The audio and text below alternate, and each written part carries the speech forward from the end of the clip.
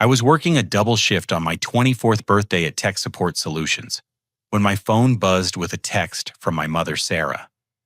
The message destroyed me. "We sold your Honda Civic. Family comes first. Be grateful we still let you live here rent-free." Before I could process this shock, another text arrived demanding $6,000 for my younger brother Dylan's first college semester due within a week. When I refused, my father, Robert, exploded in rage, screaming that I was dead to them and must pack immediately and leave their house forever. The fluorescent lights in the office seemed to flicker as I stared at my phone screen, reading those words over and over again. My Honda Civic. Gone. The car I had saved every penny for during 3 grueling years of working nights at Peterson's Grocery while finishing high school.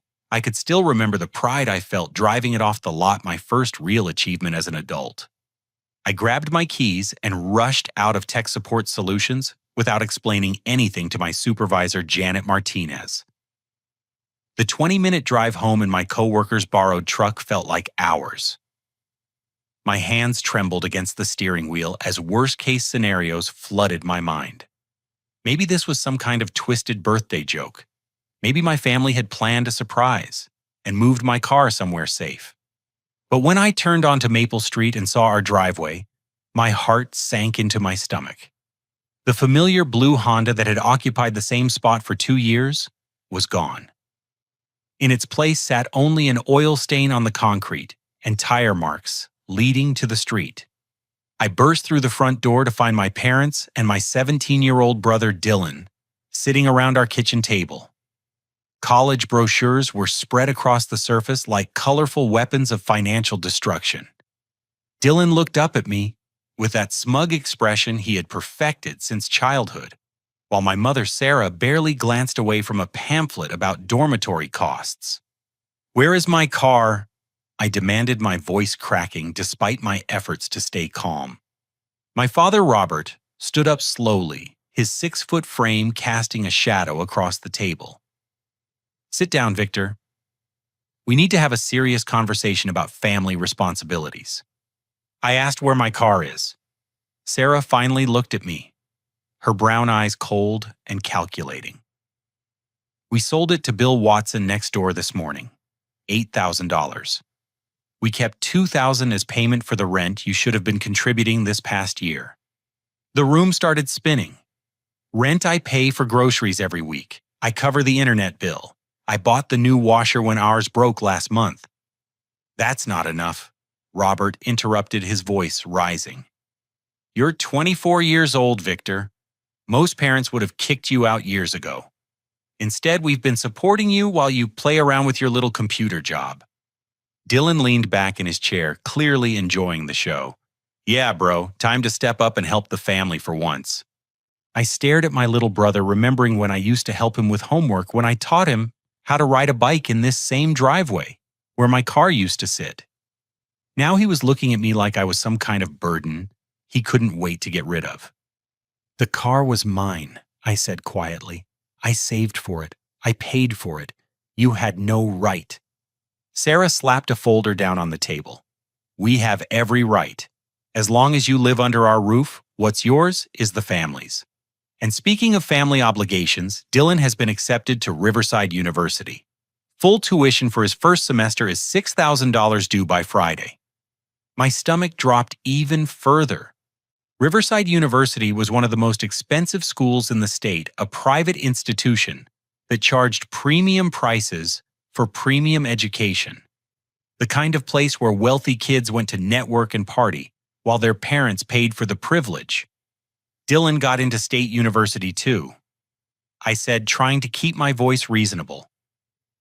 "The in-state tuition there is less than half the cost.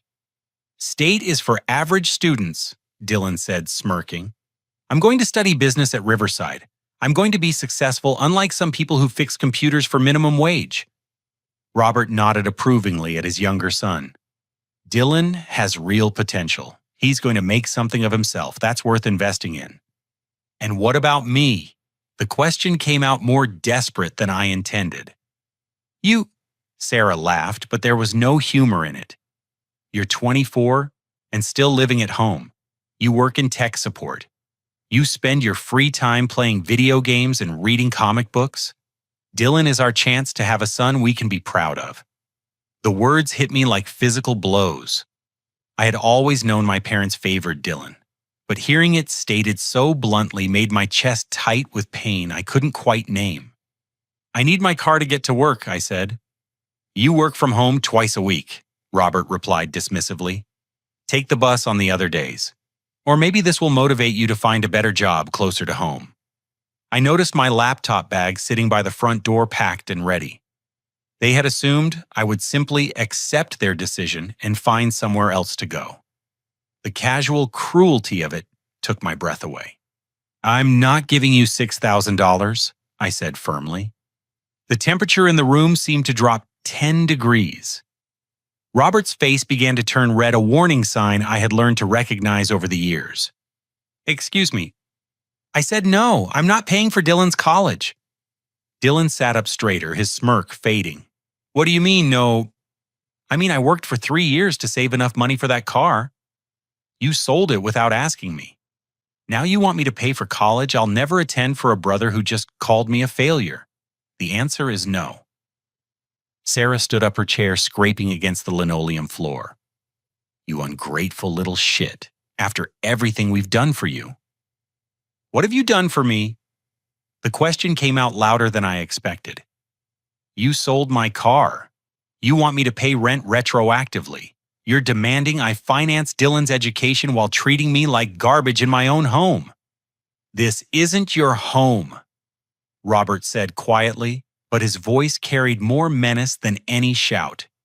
This is our house. And if you can't contribute to this family's success, then you don't belong here. I looked around the kitchen where I'd eaten breakfast every morning for the past 6 years since graduating high school. The same table where I used to do homework while my parents helped Dylan with his projects. The same refrigerator covered with Dylan's awards and achievements with nothing representing my accomplishments. Fine, I said. I'll pack my things. Good, Sarah said. And don't think you can come crawling back when you realize how hard the real world is. Family comes first in this house, and you just proved you're not really family. I turned toward the stairs, but Robert's voice stopped me. One more thing, Victor. You have until Sunday night to change your mind about the college money. $6,000, or you're banned from this house permanently. We've already told your Uncle James and Aunt Linda that you refuse to help with Dylan's education. They're very disappointed in you. My hands clenched into fists. Uncle James and Aunt Linda had always been kind to me, and now my parents were poisoning them against me with lies and half-truths. You told them I refused before even asking me. We knew what your answer would be, Sarah said. Selfish people are predictable. I climbed the stairs to my bedroom, each step feeling heavier than the last. Behind me, I could hear Dylan asking if they thought I would really leave, and Robert assuring him that I would come to my senses once I realized I had nowhere else to go. As I started pulling clothes from my dresser, I found myself thinking about the oil stain in our driveway. 2 years of my car sitting in the same spot, and now there was nothing left but a dark mark on the concrete. Physical evidence that something important had been there, something that mattered, before it was taken away. But then I noticed something that made my blood run cold. In the wastebasket next to my desk, I could see the corner of a crumpled piece of paper. I pulled it out and smoothed it flat, and my world shifted again. It was a receipt from Bill Watson, our neighbor. But the amount written in his careful handwriting wasn't $8,000. It was $12,000. They had lied about the sale price, pocketing $4,000 extra while telling me they only kept $2,000 for rent. They hadn't just stolen my car, they had stolen my car and then stolen the money from selling it, and then lied to my face about both crimes. I folded the receipt carefully and put it in my wallet. For the first time since I had walked into that kitchen, I felt something other than pain and confusion.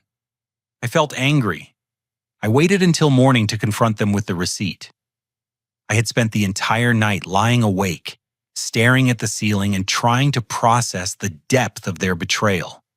By dawn, I had moved past shock and landed squarely in the territory of cold, calculated fury. They were sitting at the breakfast table when I walked downstairs sharing coffee and discussing Dylan's course schedule, like they were planning a vacation instead of ruining their older son's life. Dylan was showing them pictures on his phone of the Riverside University campus, pointing out the Student Union building and the expensive dormitories he wanted to live in. "We need to talk," I said, placing the receipt on the table between my mother's coffee cup and my father's newspaper.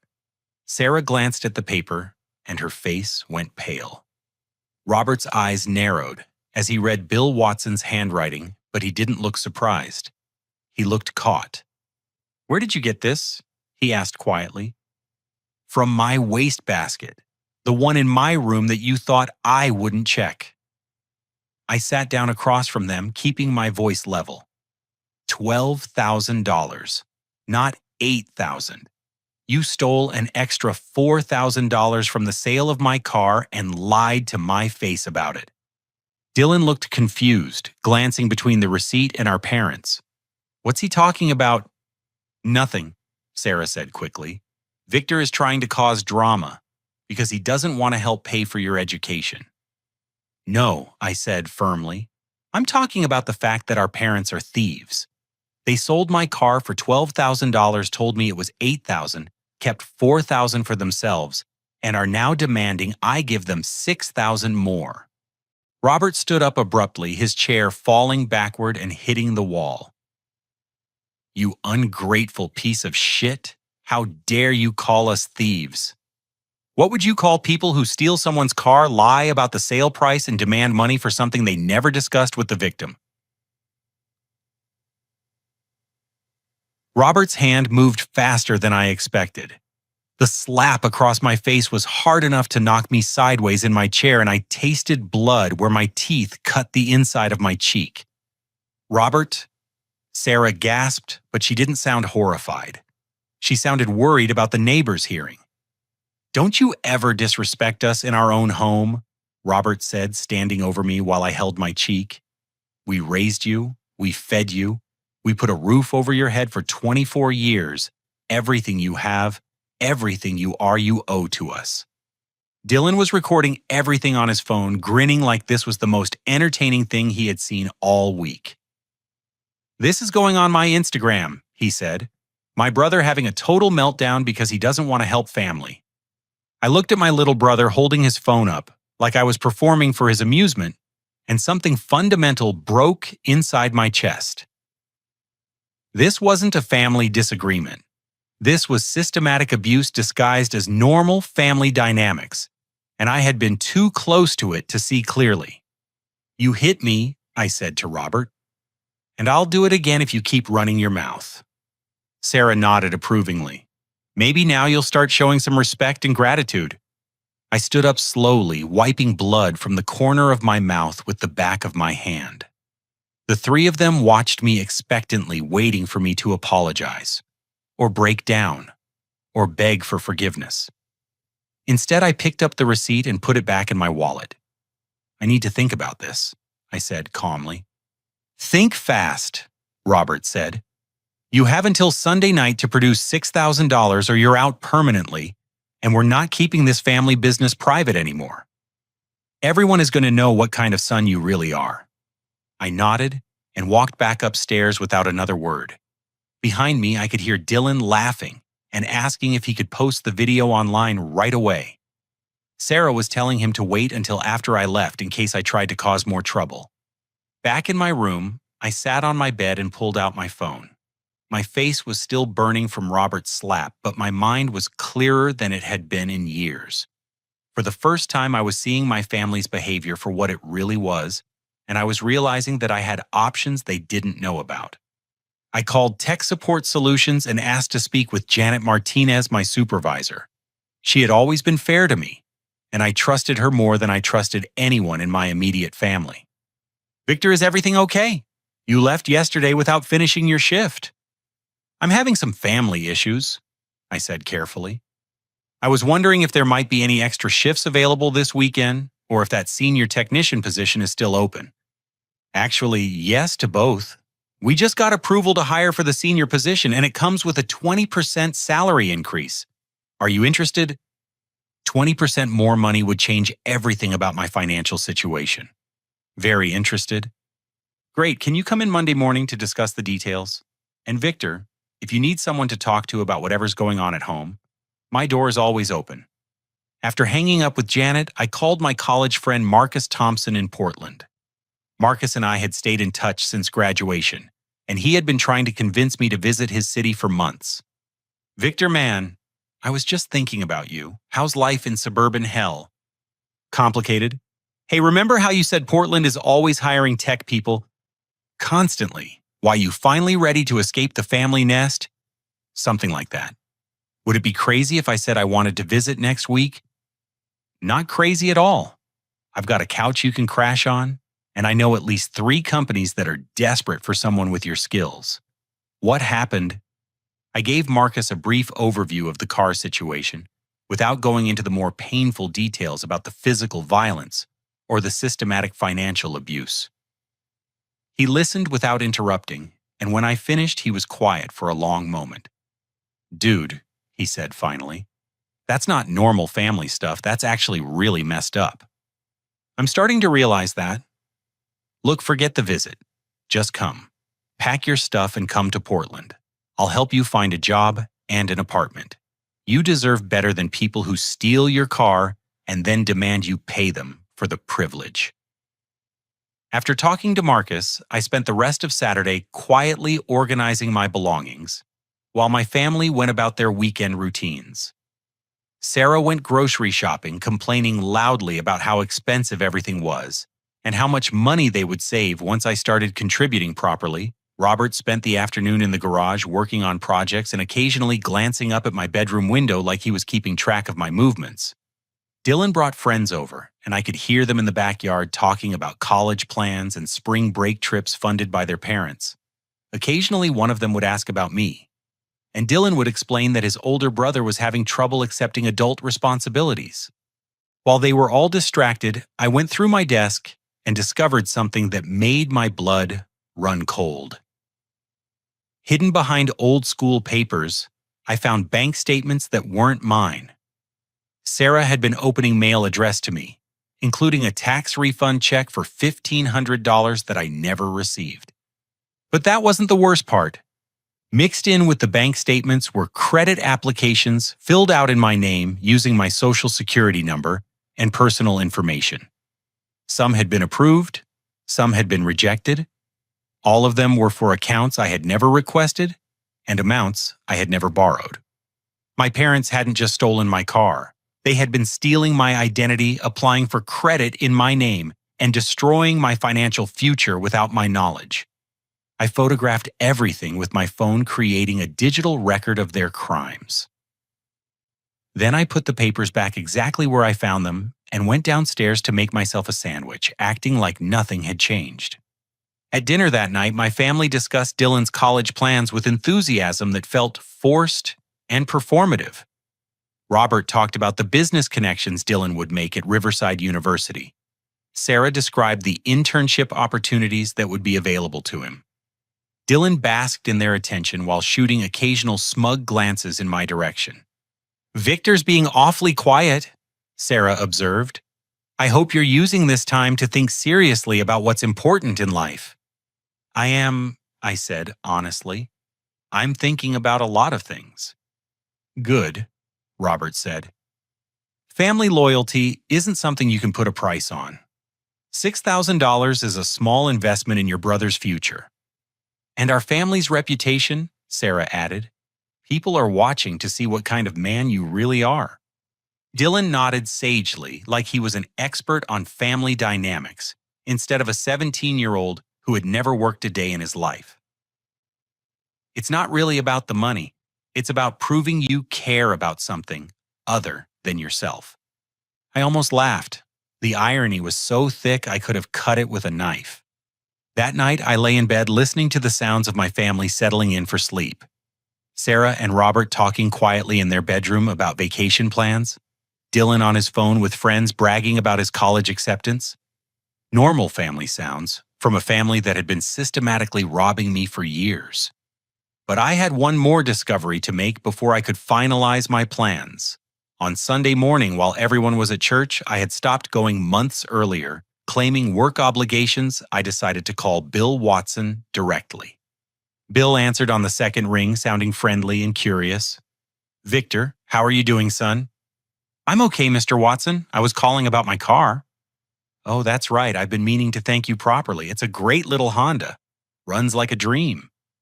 "Thank you, sir. I was wondering if you don't mind me asking, what did you end up paying for it?" There was a pause on the other end of the line. "Well, I paid your folks $14,000 for it. Market value, you know. I know they wanted to make sure you got a fair price since you're moving out and starting fresh." $14,000. Not $12,000. Not $8,000. $14,000, and I had seen exactly 0 cents of it. "That's great," I managed to say. "I'm glad it worked out for everyone." "Your parents are good people, Victor. They're proud of you for helping your brother with college. That's real family spirit." After hanging up with Bill Watson, I sat in our living room surrounded by family photos and memories, and I realized that everything I thought I knew about my life had been a lie. My parents hadn't just stolen my car. They had stolen $6,000 from the sale, used my identity for financial fraud, and convinced our neighbors that I was a willing participant in their schemes. But now I knew the truth, and I was going to make sure everyone else knew it too.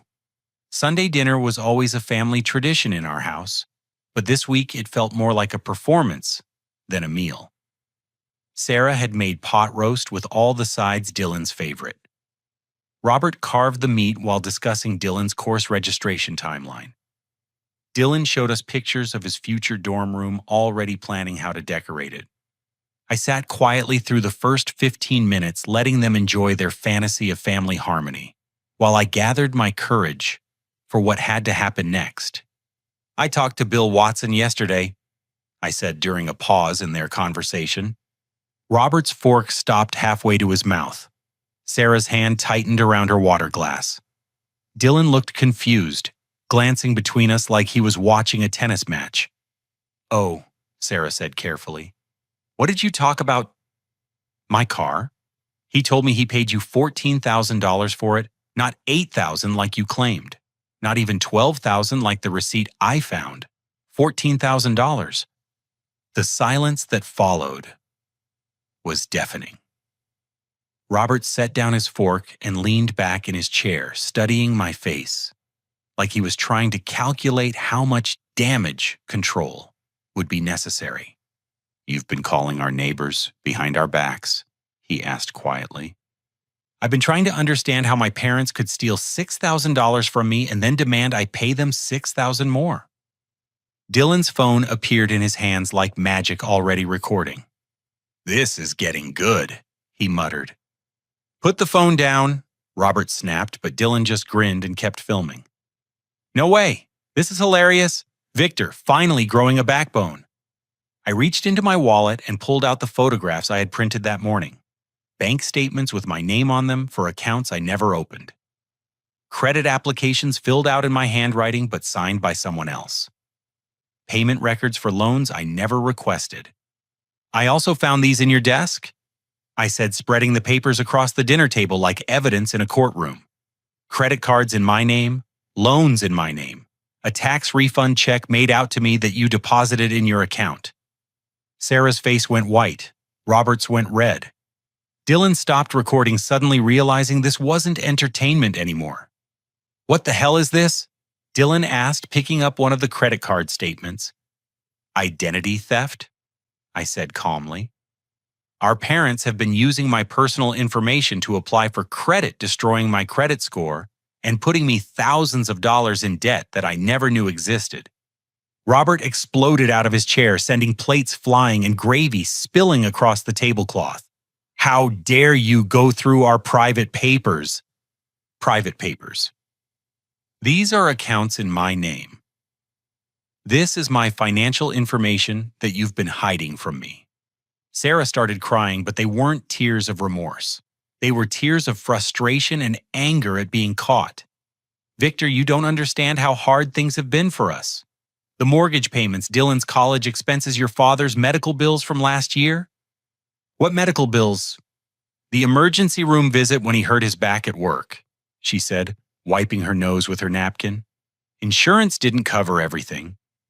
So you decided to steal my identity instead of talking to me about it." "We weren't stealing," Robert said, his voice dangerously low. "We were borrowing against your future. You live in our house, eat our food, use our electricity. This is how families work, Victor. Everyone contributes."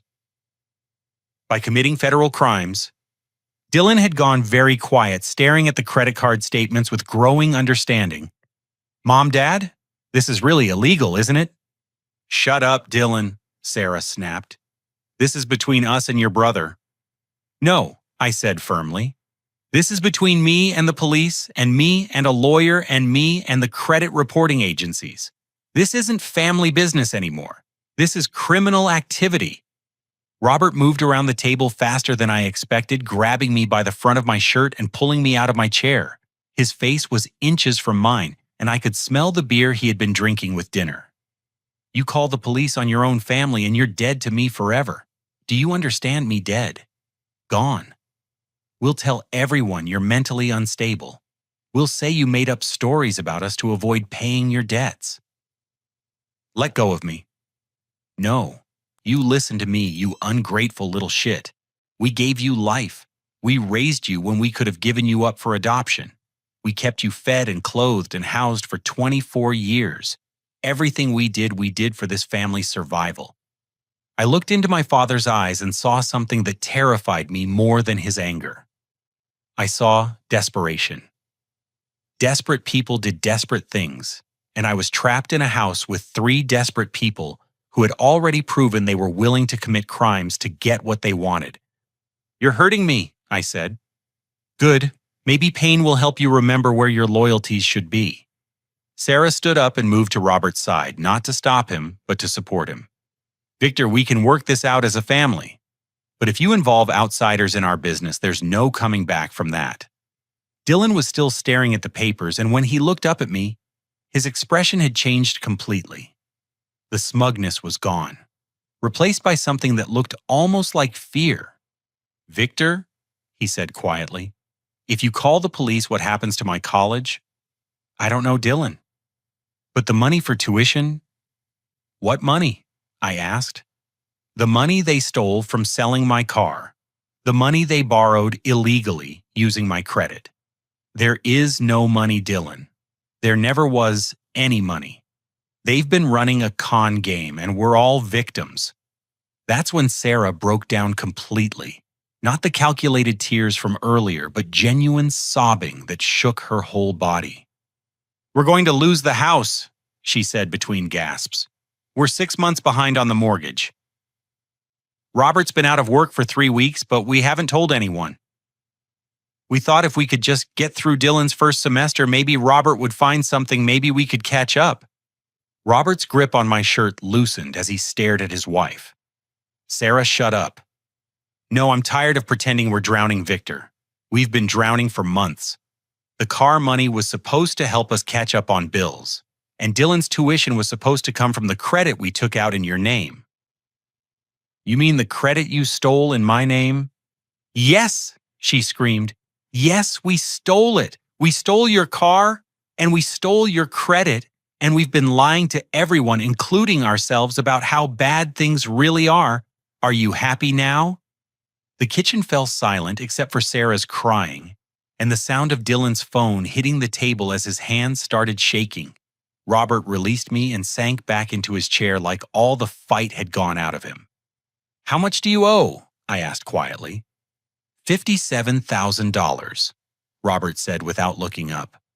"Credit cards, medical bills, missed mortgage payments, and penalties." Dylan made a sound that might have been a laugh or a sob.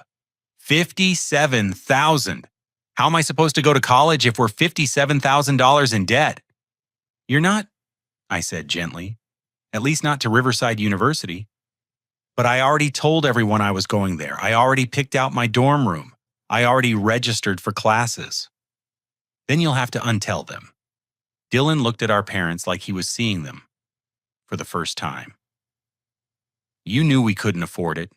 You knew when you told me to apply, when you helped me pick courses, when you let me tell all my friends.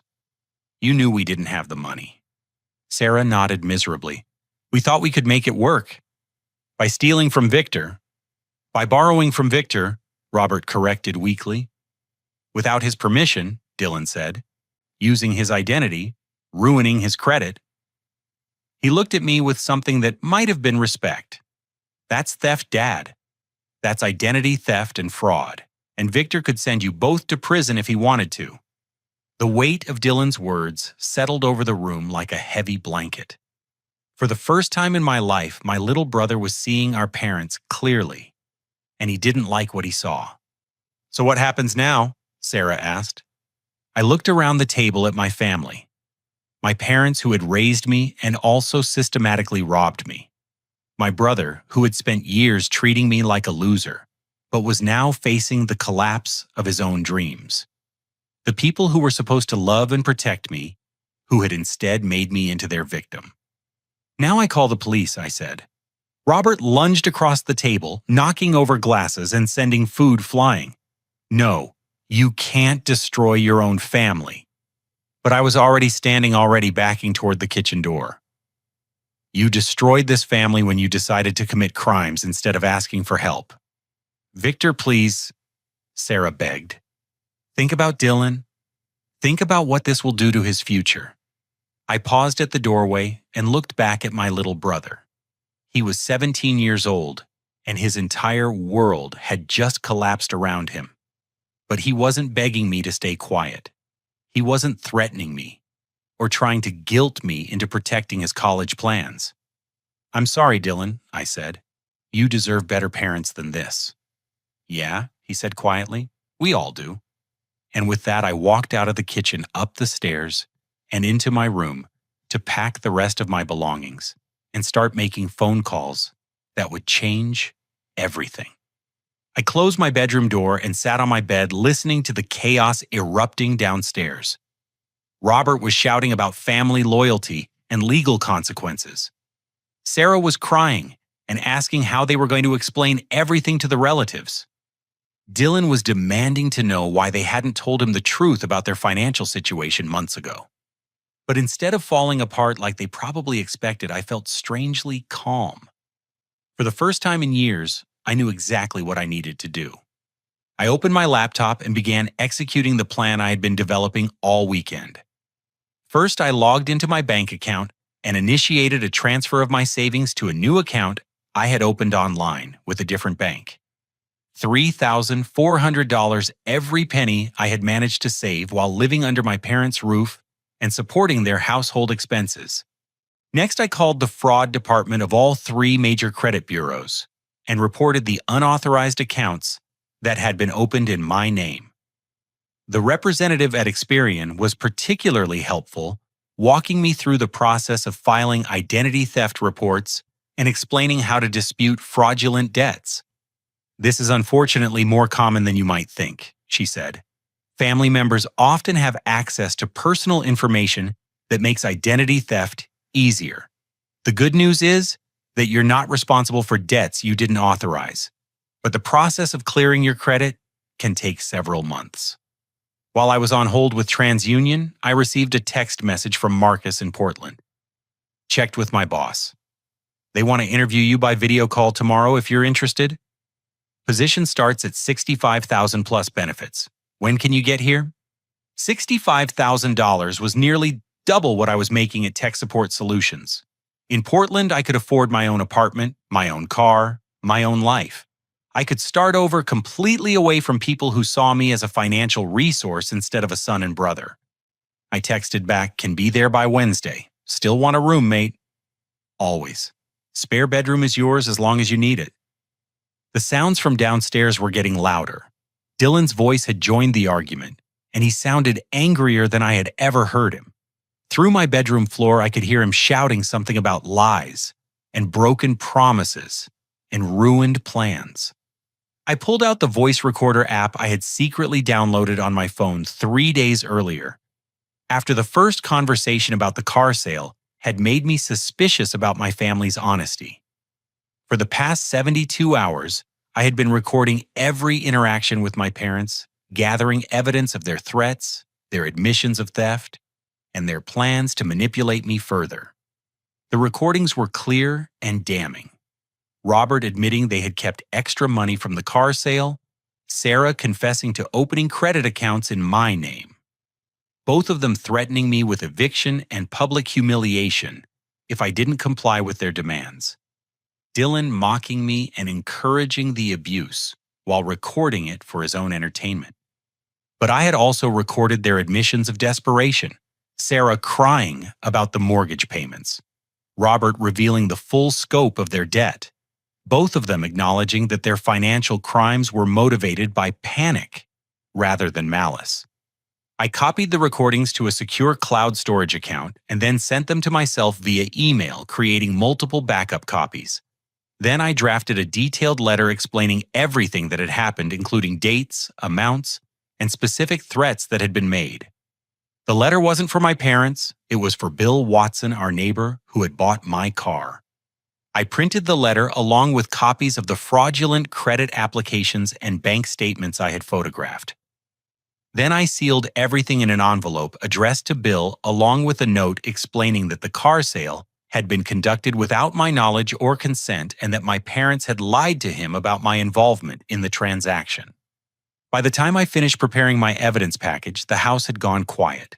I could hear my family moving around in the kitchen, probably cleaning up the mess from dinner, and trying to figure out what to do next. I packed my essential belongings into 2 large duffel bags focusing on clothes, personal documents, and electronics I would need for job interviews. Everything else could be replaced or retrieved later if necessary. As I zipped up the second bag, my phone rang. Janet Martinez from Tech Support Solutions.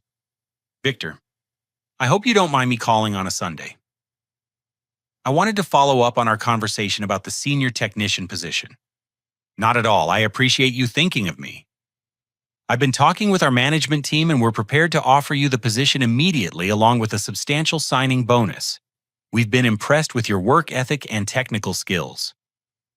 That's incredible news. Can I ask what prompted the urgency? Janet paused for a moment. Honestly, we received some concerning information about your home situation.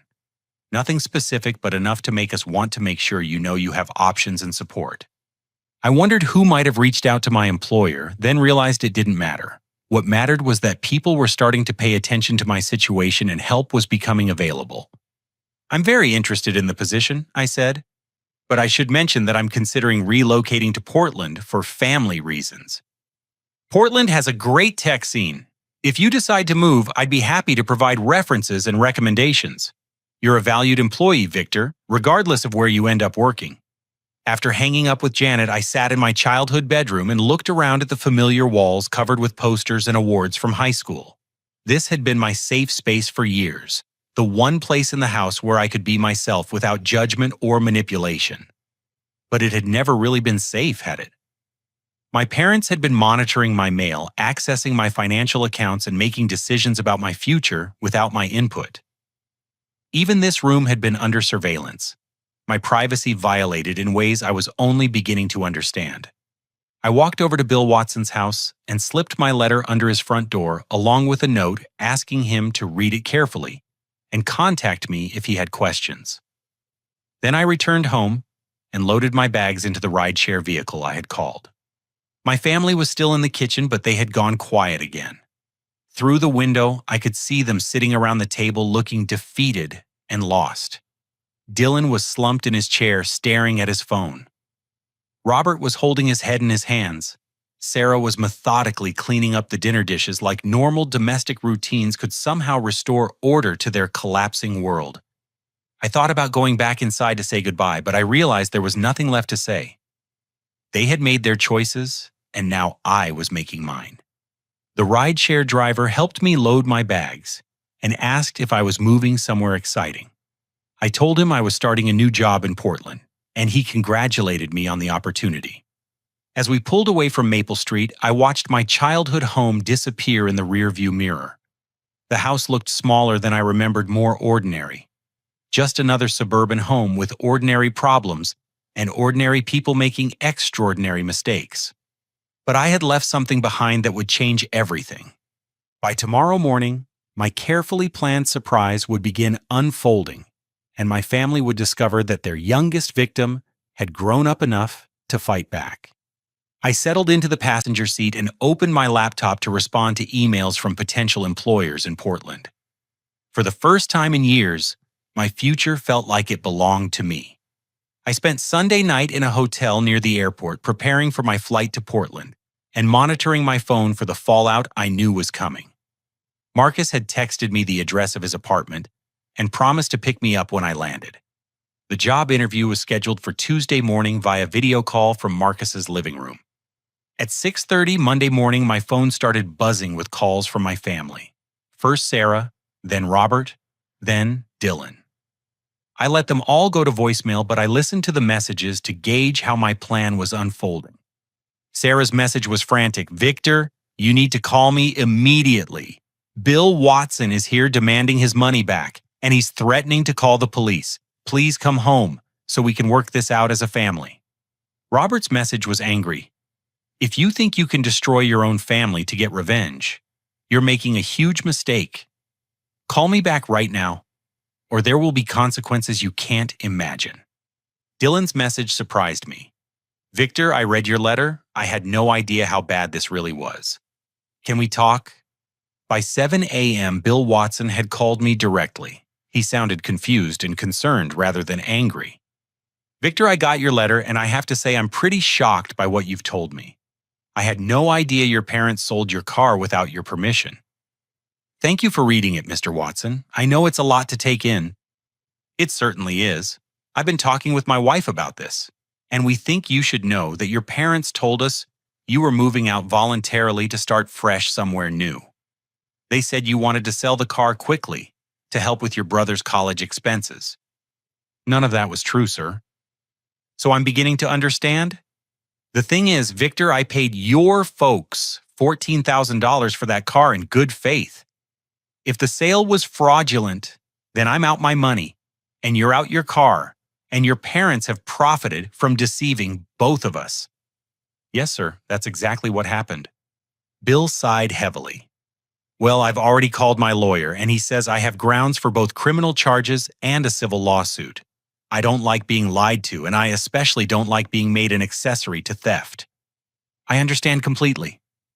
What I don't understand is how parents could do this to their own son. It's just not right." After hanging up with Bill, I checked my social media accounts and found that Dylan had indeed posted the videos of our family confrontations. But the response was nothing like what he had expected. Instead of people mocking me for standing up to my parents, the comments were overwhelmingly supportive of my position. "Dude, your parents literally stole your car and your identity. You should call the police. This is financial abuse. I hope you get out of that house safely. Your brother is a hero for standing up to this treatment. Parents like this are toxic. Is there a GoFundMe for this guy? I want to help him get back on his feet." The videos had been shared hundreds of times, and more comments were appearing every few minutes. People were sharing their own stories of family financial abuse, offering advice and support, and expressing outrage at my parents' behavior. Dylan called again while I was reading the comments. "Victor, I messed up. I thought people would think you were being dramatic, but everyone is saying Mom and Dad are criminals." "Because they are criminals, Dylan." "I know that now. I took the videos down, but people already shared them everywhere. I'm getting messages from news reporters wanting to interview me." "News reporters?" "Yeah, apparently family financial abuse is a bigger story than I realized. Some woman from Channel 7 wants to talk to me about our situation. I wasn't sure how I felt about media attention, but I realized it might actually help my case. Public scrutiny would make it harder for my parents to manipulate the narrative or intimidate me into dropping charges." Dylan, you should know that I've already filed fraud reports with the credit agencies and I'm planning to press criminal charges against Mom and Dad. There was a long pause. Yeah, I figured. I would too if I were you. What about your college plans? Riverside is out, obviously. I called them this morning and withdrew my enrollment. I'm going to apply to the community college and see if I can get financial aid. That's probably smart. Victor. I'm really sorry for how I treated you. I thought you were just being selfish, but I didn't understand how much they were stealing from you. I feel like an idiot. It was the first genuine apology I had ever received from my little brother, and it meant more to me than I expected. Thank you for saying that. Are you really moving to Portland? Yeah, I have a job interview tomorrow and a friend who's letting me stay with him until I find my own place. Good. You deserve better than this family. After talking with Dylan, I spent the rest of the morning on the phone with various authorities. The police fraud department took my report and assigned a detective to investigate the identity theft charges. The FBI became involved when I explained that my parents had been applying for credit across state lines using my information. But the most satisfying call was from my bank, informing me that they had successfully disputed several fraudulent charges and were crediting my account for overdraft fees that had resulted from my parents' unauthorized transactions. Mr. Rodriguez, the representative, said, "I want you to know that identity theft by family members is taken very seriously by financial institutions. We see this more often than we'd like, and we have specific protocols for helping victims recover from this type of abuse. I appreciate that more than you know. We're also flagging your account with special security measures to prevent future unauthorized access. No one will be able to make changes or access your information without speaking directly to you and verifying multiple pieces of identification." By noon, my phone was buzzing constantly with updates. Bill Watson had filed charges against my parents for fraud and theft. The mortgage company had accelerated their foreclosure proceedings after learning about the family's legal troubles. Dylan's friends were asking questions about the viral videos that had exposed our family's dysfunction. But the most unexpected call came from Tech Support Solutions. Janet Martinez sounded excited when I answered. "Victor, I have some incredible news. Our CEO saw the videos of your family situation, and he wants the company to take a public stand supporting you." I'm sorry, what? He's a big advocate for young people escaping toxic family situations. The company is prepared to offer you a promotion to executive training program, cover your legal fees related to the identity theft charges, and provide a relocation bonus if you decide to move. I was speechless. My family's betrayal had inadvertently connected me with people who wanted to help rather than exploit me. Janet, that's incredibly generous. But I should tell you, I'm seriously considering the Portland opportunity. We understand. Whatever you decide, we want you to know that you have our full support. Sometimes the best way to heal from family trauma is to build a new life somewhere fresh. As my plane prepared for takeoff that evening, I looked out the window at the city where I had spent my entire life. Somewhere down there, my parents were dealing with the consequences of their choices. Bill Watson was demanding his money back. Lawyers were preparing legal documents. Dylan was facing the reality that his privileged future had been built on stolen foundations. But I felt surprisingly peaceful. For the first time in my adult life, I was traveling towards something I wanted, rather than running away from something that hurt me. I had evidence allies and options. Most importantly, I had finally learned the difference between family loyalty and enabling criminal behavior. The plane lifted off, carrying me toward a new life where people would value my contributions rather than exploit my good nature. Behind me, the wheels of justice were beginning to turn, and my family was about to discover what happened when their favorite victim finally fought back. Portland welcomed me with gray skies and the kind of drizzle that made everything look fresh and full of possibility. Marcus met me at the airport with a huge grin and a sign that said Future Tech Executive, which made me laugh for the first time in weeks. "How does it feel to be a free man?" he asked, as we loaded my bags into his car. Terrifying and amazing at the same time. That sounds about right. Come on, let's get you settled so you can prepare for your interview tomorrow. Marcus lived in a converted warehouse in the Pearl District, with exposed brick walls and enormous windows that looked out over the city. The spare bedroom was larger than my entire childhood bedroom, and it came furnished with everything I needed to start over. While I was unpacking my belongings, my phone started ringing with updates from home. Detective Amanda Rodriguez from the fraud unit had been assigned to my case, and she had spent Tuesday morning interviewing my family. Mr. Johnson, I want you to know that we've confirmed multiple instances of identity theft and fraud, she said. Your parents have been very cooperative, but they're facing serious criminal charges. How serious? Federal identity theft charges carry potential prison sentences of up to 15 years. The amount of money involved and the systematic nature of the fraud make this a felony case. I had expected consequences, but 15 years in prison seemed overwhelming, even for what my parents had done. Detective, I want them to face consequences for their actions, but I don't necessarily want to destroy their lives completely. I understand, and that's something you can discuss with the prosecutor when the time comes. But right now we're focused on documenting the scope of their criminal activity. After hanging up with Detective Rodriguez, I checked my social media accounts and discovered that Dylan's videos had been picked up by several news outlets.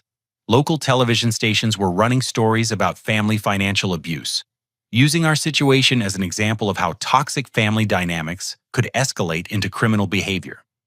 The coverage was surprisingly sympathetic to my position. Financial experts were interviewed about the growing problem of family members stealing identities and exploiting young adults who still lived at home. Legal analysts discussed the challenges of prosecuting relatives for fraud and theft. But the most shocking development came when I received a call from my Uncle James. Victor, I owe you a huge apology, he said without any preamble. Your mother called us last month claiming you had refused to help with Dylan's college expenses, but now I've seen the news coverage and I understand what really happened. Uncle James, you don't need to apologize. Mom and Dad lied to you. They did more than lie to us, son. They stole from us too. My stomach dropped. What do you mean? 3 years ago, your father asked to borrow $15,000 for what he called emergency medical expenses. He provided documentation that looked legitimate, including hospital bills and insurance forms. We gave him the money because family helps family. And he never paid you back? He made a few small payments, but then he stopped returning our calls. When we pressed him about it, he got angry and said we were being unreasonable about repayment terms we had never discussed. Uncle James, I'm so sorry. It gets worse, Victor. After seeing your story on the news, I started going through our old paperwork. Some of those hospital bills were dated after the services were supposedly provided. Some of the insurance forms had information that doesn't match our family's actual coverage.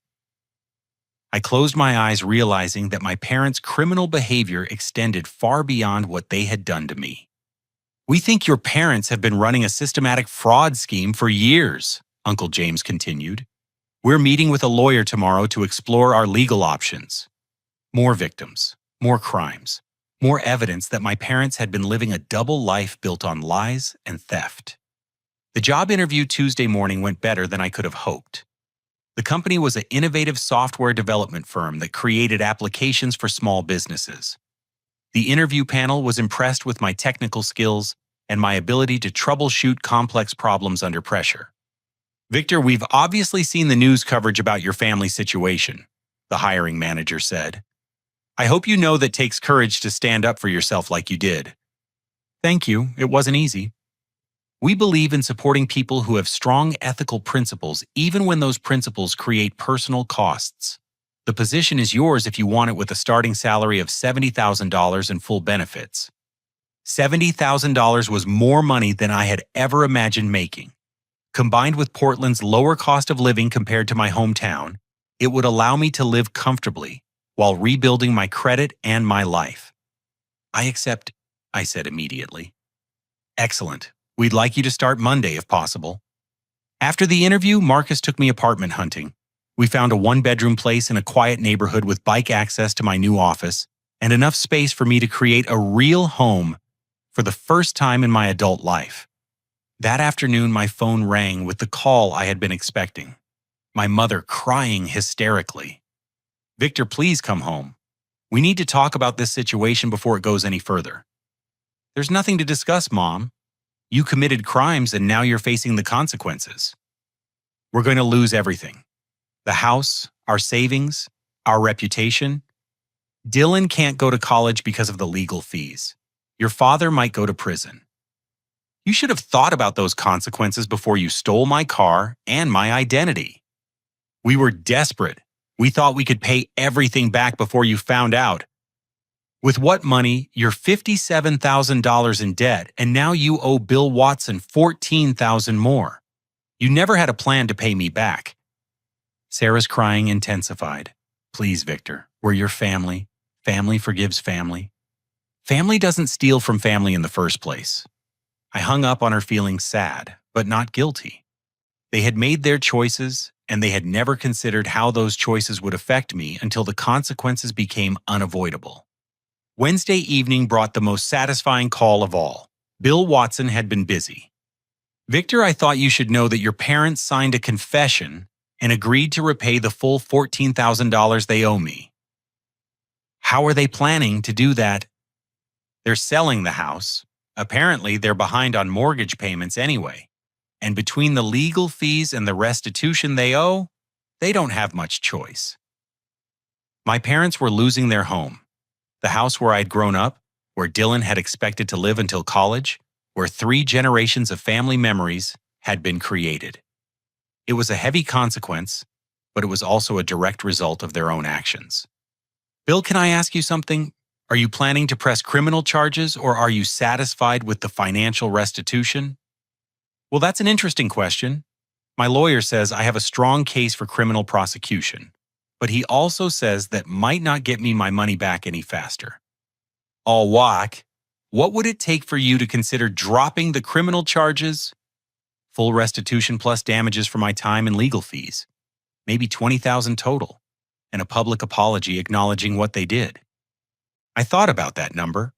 $20,000 was manageable if my parents sold their house, but it would force them to start over completely. "Would you be willing to consider a payment plan if they can't come up with the full amount immediately?"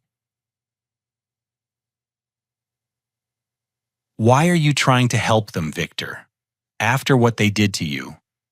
"Because they're still my family, even if they're criminals.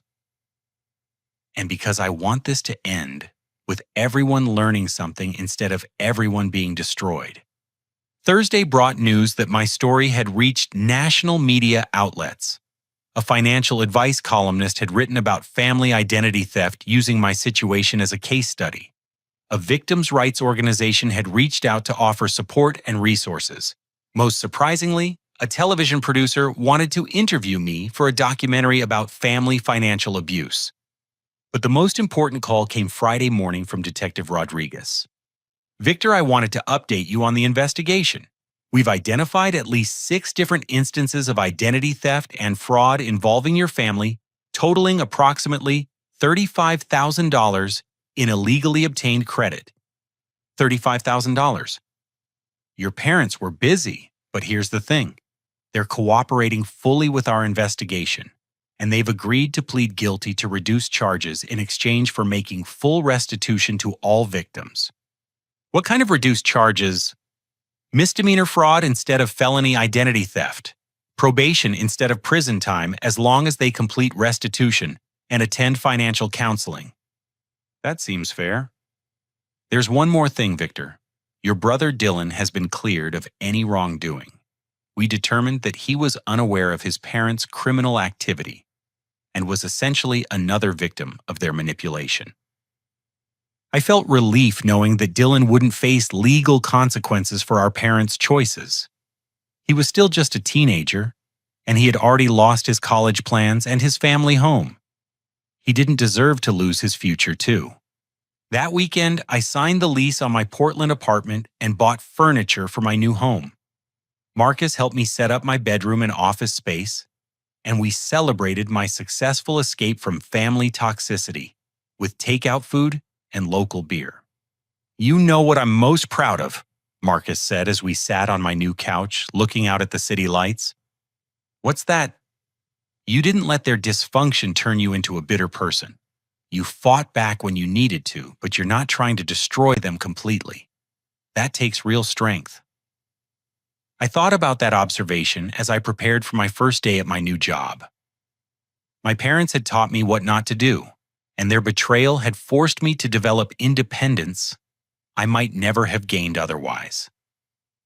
In a strange way, their criminal behavior had been the catalyst that pushed me toward a better life. But the real test would come Monday morning when Detective Rodriguez called with news about my family's final legal resolution. 6 months later, I was sitting in my Portland apartment on a Saturday morning drinking coffee and reading the news on my tablet when my phone buzzed with a text from Dylan. "Victor, I know you probably don't want to hear from us, but I wanted you to know that I graduated from high school yesterday. I'm starting at Portland Community College in the fall, and I have a part-time job at a bookstore to help pay for it. I think you'd be proud of how much I've learned about taking care of myself." I smiled as I read his message.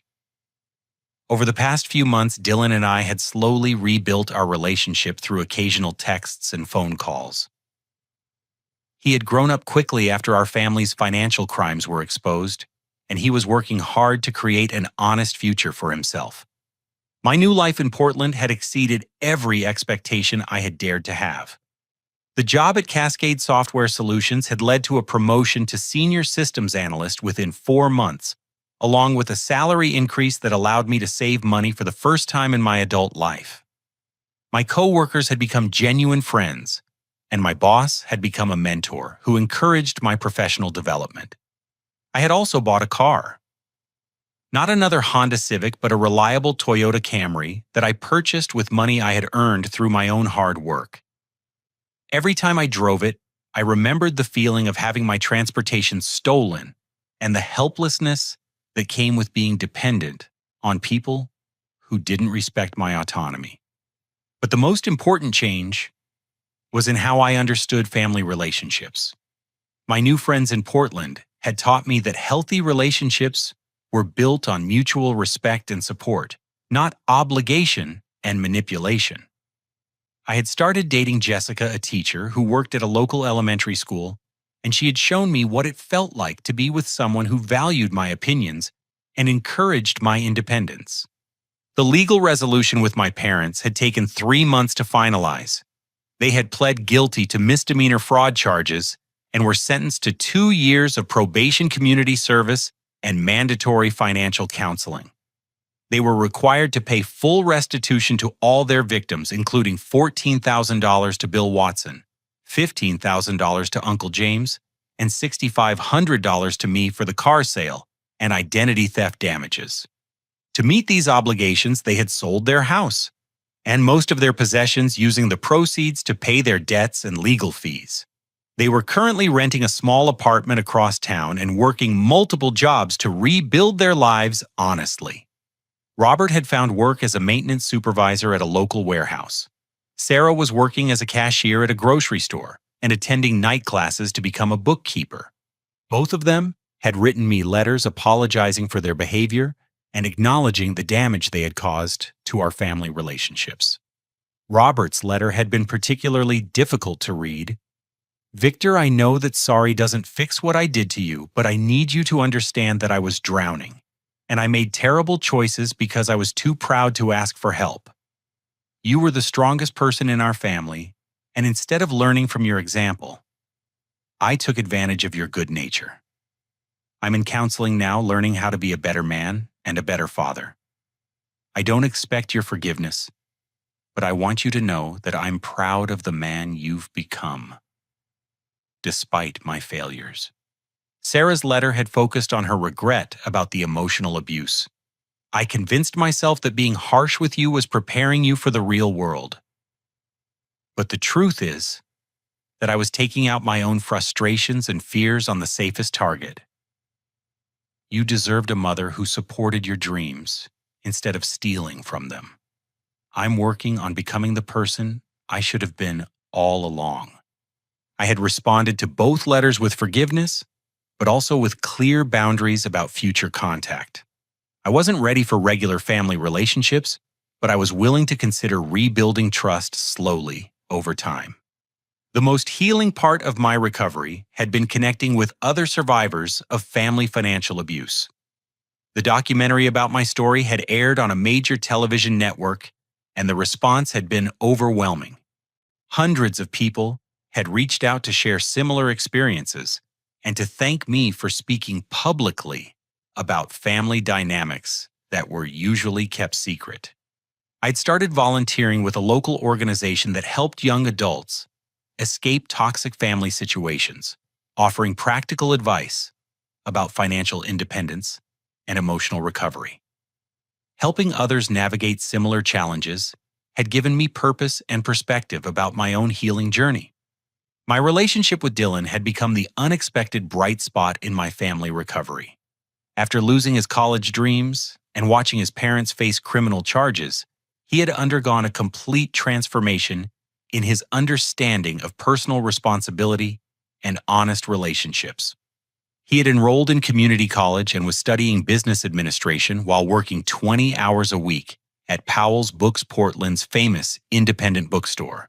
He lived in a shared apartment with 3 roommates and paid all his own expenses without asking our parents for support. I used to think success meant having everything handed to you, he had told me during one of our phone conversations. But watching you build a new life from nothing has taught me that real success means earning things through your own efforts. Dylan had also become an advocate for other young people dealing with family financial abuse. He had spoken at several high school assemblies about the warning signs of family dysfunction and the importance of establishing financial independence early in adulthood. Our parents had been invited to one of his presentations, and they had sat in the back of the auditorium while Dylan described how their criminal behavior had affected both of us. Sarah had cried through most of his speech, but Robert had listened carefully and approached Dylan afterward to say he was proud of his son's courage in speaking truthfully about difficult topics. The national media attention had also led to positive changes beyond my personal situation. Several states had strengthened their laws against family identity theft, making it easier for victims to report crimes committed by relatives and recover from financial damage. A federal task force had been created to study family financial abuse and develop better resources for survivors. But perhaps the most satisfying outcome had been watching my former employer, Tech Support Solutions, implement new policies to support employees facing family crises. Janet Martinez had been promoted to Director of Human Resources, and she had created a program that provided emergency loans, legal assistance, and counseling for workers dealing with domestic financial abuse. Your situation opened our eyes to how common these problems really are, Janet had told me during one of our periodic check-in calls. We've helped 6 other employees escape similar situations in the past 4 months. This morning, as I prepared for a bike ride through Portland's beautiful spring weather, I reflected on how much my life had changed since that terrible birthday when I discovered my car had been stolen. The pain of family betrayal had been real and lasting, but it had also been the catalyst for personal growth I never could have achieved while living under my parents' manipulation. I had learned to trust my own judgment about relationships and boundaries. I had discovered that independence was worth fighting for even when it meant losing the illusion of family security. Most importantly, I had realized that forgiveness didn't require accepting ongoing abuse, and that healing didn't require maintaining toxic relationships. My phone rang as I was putting on my bike helmet. Jessica calling to confirm our dinner plans for that evening. "Hey, handsome, are you ready for our adventure today?" "Always ready for adventures with you." "Good, because I have a surprise for you tonight, something that celebrates how far you've come." "Any hints?" "Nope, but I think you're going to love it." As I locked my apartment and headed toward the bike path that would take me through the city I now called home, I thought about the letter I had received from my father that morning. He was scheduled to complete his probation in 6 more months, and he had asked if I might be willing to meet for coffee to discuss the possibility of rebuilding our relationship. I hadn't decided yet whether I was ready for that conversation, but I was grateful to have the choice. For the first time in my adult life, my family relationships would be based on my own decisions, rather than their demands or manipulations. The bike path wound along the Willamette River, offering stunning views of Mount Hood in the distance. Other cyclists and joggers shared the trail, and everyone exchanged friendly greetings as we passed each other. This was the kind of community I had always wanted to be part of. People who chose to treat each other with respect and kindness. As I rode through downtown Portland, I passed the building where I worked the coffee shop, where Jessica and I had our first date, the bookstore, where Dylan was building his new life, one honest paycheck at a time. Each location represented a choice I had made to prioritize my own well-being and growth over the comfort of familiar dysfunction. That evening, Jessica's surprise turned out to be a celebration dinner with Marcus and several other friends who had supported me through the most difficult period of my life. They had organized a small party to commemorate the 6-month anniversary of my move to Portland and my successful transition to independence. "We wanted to celebrate your courage," Jessica said, as she raised her glass in a toast. "You showed all of us what it looks like to choose truth over comfort, even when the truth is painful." Marcus nodded in agreement. "And you proved that family isn't just about blood relationships. It's about people who choose to love and support each other honestly." As I looked around the table at the people who had become my chosen family, I realized that my parents' betrayal had ultimately led me to discover what healthy relationships actually looked like. Their criminal behavior had forced me to develop the strength and independence necessary to build a life based on my own values, rather than their expectations. Later that night, as Jessica and I walked through our neighborhood, she asked me about my plans for the future. "I'm thinking about going back to school," I said. "Maybe getting an MBA so I can eventually start my own consulting firm helping small businesses with their technology needs." "That sounds perfect for you. You have such a gift for explaining complex technical concepts in ways that non-technical people can understand." It would also mean I could potentially hire Dylan as an intern when he finishes his business degree, help him get started in an honest career. "You really think he's changed that much?" "Yeah, I do. Watching our parents face criminal charges was a wake-up call for him. He's learned the difference between earning respect and demanding it." When I got home that night, I found an email from Detective Rodriguez with the final update on my family's case. My parents had completed their first year of probation, successfully making all required restitution payments and attending their mandatory counseling sessions. Their therapist had reported significant progress in helping them understand the impact of their behavior and develop healthier coping strategies for financial stress. The detective's email also included a message from the prosecutor who had handled the case. "Victor, I wanted you to know that your willingness to seek justice while also showing compassion for your family made this case a model for how family financial abuse should be addressed. Your parents received consequences that held them accountable while still giving them the opportunity to make things right. That balance is difficult to achieve, and it required maturity and wisdom from the victim that we don't often see." I closed my laptop and sat on my couch, looking out at the Portland skyline and thinking about the journey that had brought me to this moment. The scared, confused young man who had worked a double shift on his birthday while his family stole his car felt like a different person from who I was today. That person had been dependent on others for validation and security. This person understood that real security came from developing the skills and relationships necessary to take care of myself. That person had confused family loyalty with accepting abuse. This person knew that true loyalty meant holding the people you love accountable for their actions. Most importantly, that person had been afraid to trust his own judgment about what was right and wrong. This person had learned that moral courage sometimes required standing alone against people who claimed to love you. My phone buzzed with one final message of the day, this one from Dylan Victor. I don't know if I've ever told you this, but you're my hero. Not because you escaped our family's dysfunction, but because you did it without losing your compassion for the people who hurt you. I hope someday I can be half as strong and wise as you are.